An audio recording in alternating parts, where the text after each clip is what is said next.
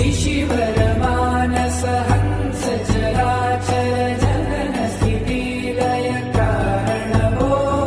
साम्ब सदा शिव शम्भो शङ्कर शरणं मे तव चरणयुगम् अन्तःकरण विशुद्धिं भक्तिं च त्वयि सतिं प्रदेहि विभो साम्ब सदा शिव शम्भो शङ्कर शरणं मे तव चरणयुगम्